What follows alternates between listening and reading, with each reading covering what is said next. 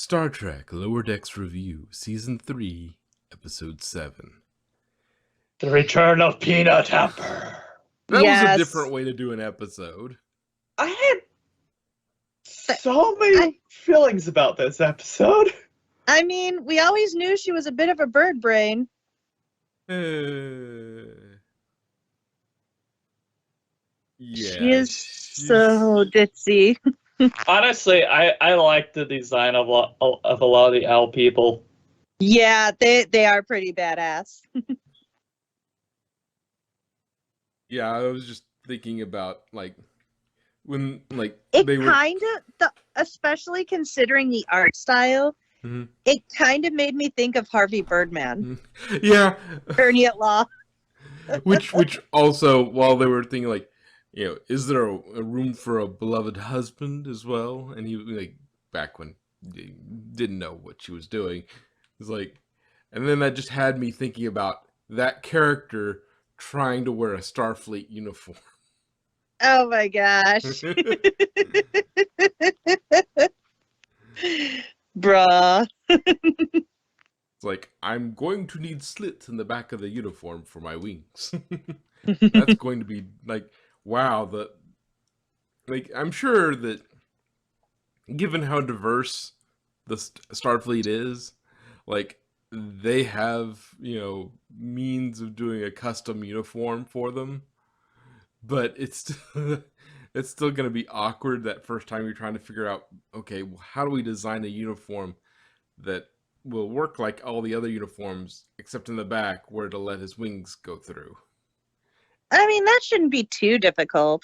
Yeah, but it's just a matter of, you know, okay, how does he stuff them? Does he, like, put it over his head and then sort of... Does he tie it over his shoulders like a continental soldier? Throw it over his shoulder, yeah, and just, like, push the wings through holes, like elastic holes in the back. Like, or is it like a panel that's, like, flips down, and then he puts it on over the wings. It's stretchy enough for that, and then like there's a flap in the back. There's a flap in the back that just falls down, and then the wings can just go freely between the two, the slot in the back. Maybe it's just an open backed uniform.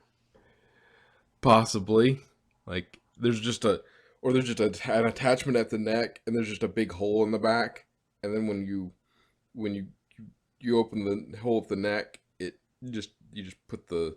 Maybe he just likes to wear it bareback. But yeah, there'd be a lot of just the means of which you could go about making a uniform for some species that had huge wings like that. Technically, just because he would be, you know, even if he joined, doesn't mean he'd be part of Starfleet. Yeah, I know. That's not, I knew he'd just be a civilian. He'd be like Barber or something. Well, no, Barbers are probably Starfleet as well, but I don't know if were the Barbers on Galaxy class also civilian? Anyway. They don't, you know, they do still have the family members. Like, wasn't Kyo, what was her name? Kiki? Miles O'Brien's wife. Yeah, Keiko. Thank you. Yeah. She was a civilian teacher. Yeah. It was also on a space station rather than an active ship, but she started out on the Enterprise. Yeah. But yeah. It would just be, they would just be in civilian clothes, but it was funnier to think about, like, what if you tried to put him in a Starfleet uniform, what that would look like. Yeah. Like, it would have been, you know, if things had been as they seemed at that point, like, you know, just not taking into account any of her personality, it's like, if it was just how it seemed, like, you know, he would probably just wear whatever his traditional clothing was onto the ship, if that was a thing. Yeah. Though, to be fair, I don't know, like, outside of, you know, the captain and Mariner, like, no, we haven't really seen many families on the Cerritos. True. Like the lower decks, the ensigns and whatnot, like they don't even like they usually don't have the rooms for that sort of thing, even if they do. Well, to be fair, Peanut Hamper is so small that she wouldn't even take up the full full. Yeah, she's essentially a so nightlight. Yeah. Or really or big... in his case, a fleshlight. Oh my god. I was thinking it, but you had to say it. Yeah, I didn't want to have to think about that. Everyone's thinking it, I'm just saying so, it. Pretty much my feelings for this episode went from to of course she did. Yeah. Like, nobody was surprised when she summoned the Ravagers there. Yeah. It was more J.G. Hertzler and Jeffrey Combs. So yeah. that was good. That was a cute that was a nice little squee moment of Jeffrey Combs is back again. and it gives you a nice little tease at, you know, they could bring them back for something now, make some sort of insurrection with the evil computers. Yeah, that's how that. Yeah, now we can set this up for whenever we want to do that. It's a cliffhanger. But yeah, God, Combs is in everything. he has like his own collection of characters. He played two fairly major recurring characters in the same show. 3 technically, because he played his own clone. Yeah. But like, yeah, Wayun and Brunt. Like, Wayun was a little more major, but Brunt came back pretty often. So yeah. Brunt FCA. And he was a he was that whatever that minor role was, but like recurring characters. Yeah, but he also was wasn't he a Ferengi? That's Brunt. Okay. Brunt is the. It's been a while since I watched DS9. Yeah, Brunt FCA. That's the DS9 is more your Yeah, which is DS9 is yours, Voyager is mine. Yeah. I watched Voyager as it was coming out, so like it's not like completely a mystery to me, but yeah, I watched it less than Voyager. Watch DS9 more than I've watched Voyager. Yeah, like I've seen DS9 like it just not as recently as Voyager, you know? Yeah. But yeah, it was yeah, and then she Shran as well, so yeah. Like Combs is everybody. He's played all the characters. Seriously. I actually once did a Combs binge where I like looked up all I could find of like his like B movies and everything as well. Yeah. So I watched Reanimator and Reanimator 2. And what was that the one with the shark guy? I think it was just Shark Man. Okay. It was so camp. But yeah, he's in so many things. He's also in the 2012 Ninja Turtles. He plays the Rat King. But yeah, there's this whole and it's one of those voices that's so distinctive. You're like, I know that voice. It's like, where have I heard that voice before? Senor Combs. That accent was very confused. I used more of a French accent, but I said Senor. Monsieur Combs, we meet again. It was sort of a pan-romantic accent. I have a feeling that she's gonna be back with her new friend. Yeah, that's what we're talking about. Yeah, maybe not this series. I don't know. This season, I don't know whether that's. Now I'm dealing with too much Doctor Who, so I'm saying series instead of season. I know. I Uh, do that all the time, and they're like, "Series? What do you mean?" I'm like, "Oh, I mean season, you silly yank." It's like, will she finally turn good? Nope. no, just yeah. When you think she's turned good, just say no, no. Just prepare that she's about to. Whenever she seems like the most redeemed she's ever been, like she's about to I betray know. you. I know, right? I was like, oh, she's turning good. I mean, the love making is a little off-putting, but and yeah. That was kind of cute with the little how they did it to make it PG, where they made like the little heart in the waterfall. I know. It's still It's like if everything flies here, why do you call it a sky snake? Why not just a snake? yeah. That's a good. It's like also, does everything have a beak here too? Guess so. But I mean, it is like, what was it? Our arboreal or something? Areolus, Areolus. which yeah, that's a. I think yeah, that was an intentional thing. Yeah, like it's like now approaching the planets. Yeah, that wasn't you did that on purpose.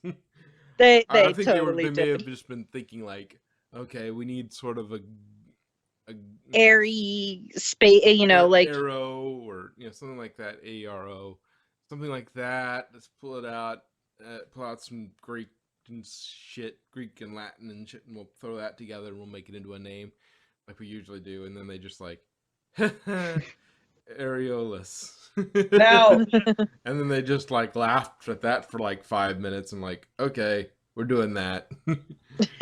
We'll even write in a joke that yes, we understand this is so we know that we meant this as a joke. But it's fine to think about. Now, do you think their ancestors had a warp capability before the Federation? there's no telling.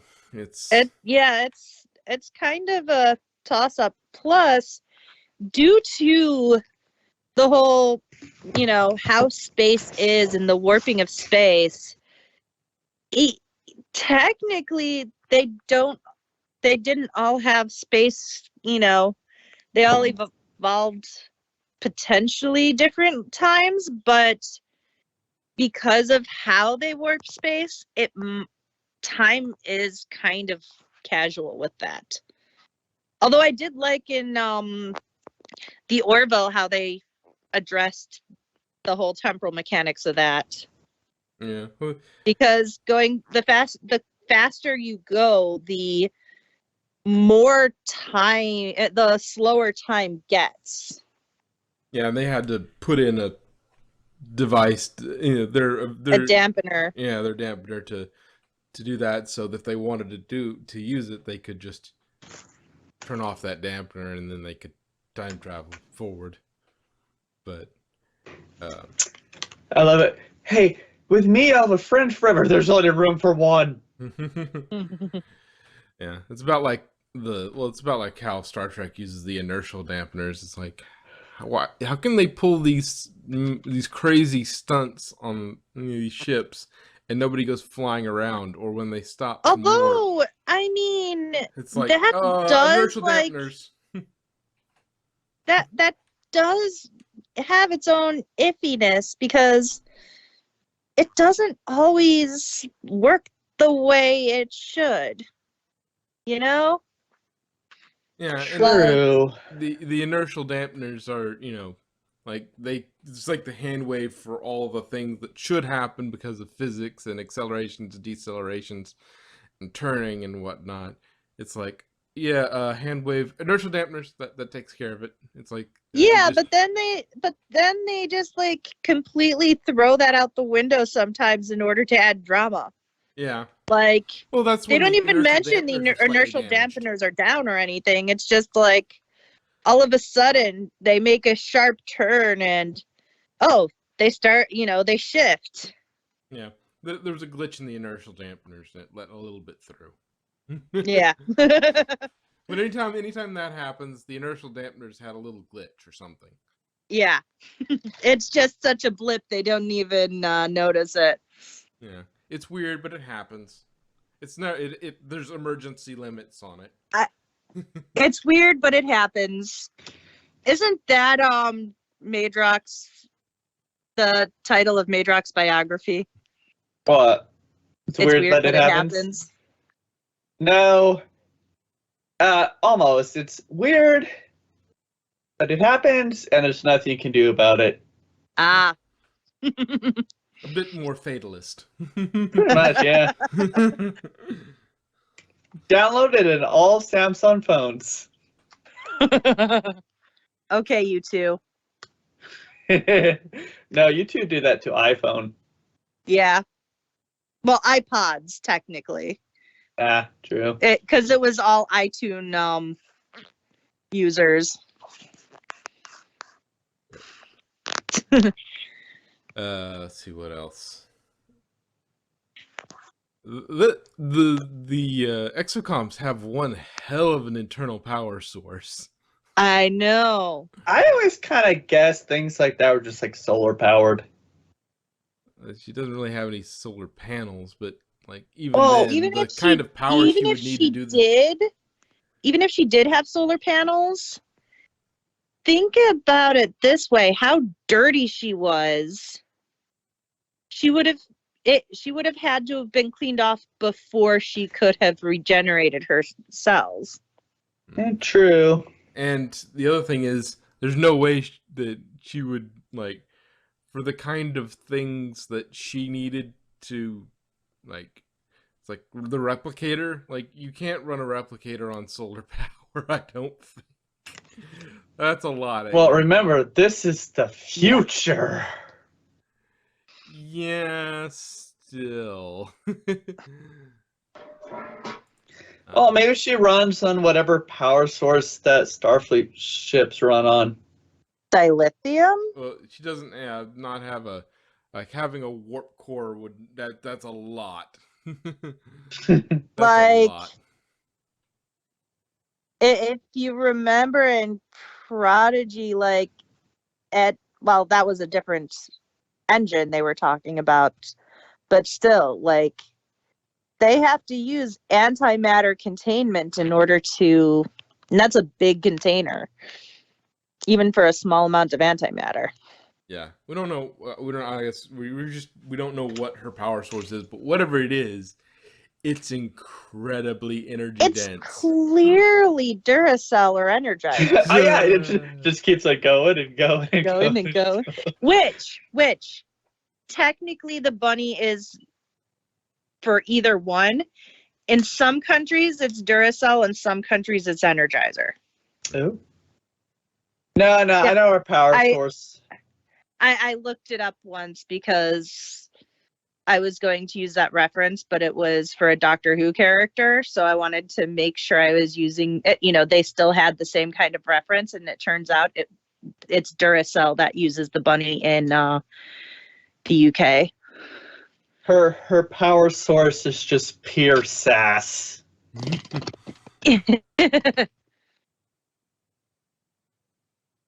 Or her power. She gets power by being a dick. It's like Pretty much. No. Secretly, there's like a little key in the back of her. They just wind up. This is highly inefficient. You're telling me. No. She's like a god. She lives off of praise. And when people like thank her, that's what gives her energy, like people praising her and worshiping her. Like every good narcissist. But let's see. There's not a lot to talk about overall because this was actually an interesting. This was one of those episodes where they gave the main cast basically time off. Yeah, pretty much. They- They're Like just the voice, They did the That's one voice thing actors at the needed end, rest. and that was it. It's like the voice actors needed rest. and then even most of the main cast weren't even there. Like there were just a few lines from each one. I didn't even see Rutherford. And maybe I think I seem to remember like all of them had like a line. That was at the beginning, but that was a flashback. Yeah. Oh yeah. It's like yeah, they all Like- got a line in this episode, but that was at least one line. That may be just sort of a contractually obligated to every character gets, or all the main four get a line at least once per episode. But this way they could have, they could work around some schedules or something and just like, you know what? Let's do something a little different, get away from them for a while. Like, It's one of those buffer episodes. yeah. All shows get them.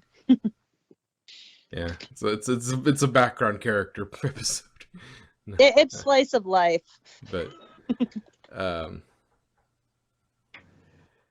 yeah, It's Star Trek slice of life. let's see, and this is 7, so there's 3 more episodes as far as I know this season.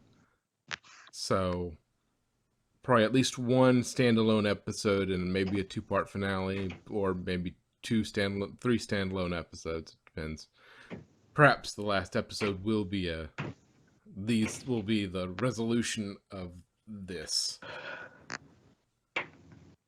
Yeah, I could see that.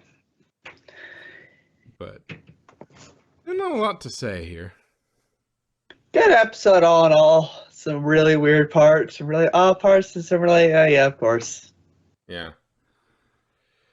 Yeah. It went from derp to derp.